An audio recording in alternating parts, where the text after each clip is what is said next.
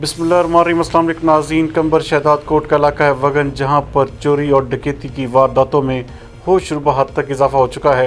ہمارے bureau chief علی گل مغیری کے مطابق قمبر کے تھانہ صدر کی حدود میں قمبر وگن روڈ پر گاؤں واحد بخش مغیری کے رہائشی رئیس مغیری کے ایک دن قبل کھیت میں کھڑی ہوئی CD70 موٹر سائیکل نامعلوم چوری کر کے لے گئے۔ اس موقع پر رئیس پپن کا کہنا تھا کہ ایک دن قبل میں اپنی دھان کی فصل کی کٹائی کے سلسلے میں اپنی زمین پر موٹر سائیکل پر گیا تھا اور موٹر سائیکل کو نہر کے کنارے پر کھڑا کر کے کھیت میں گیا، واپس آیا تو میری موٹر سائیکل غائب تھی۔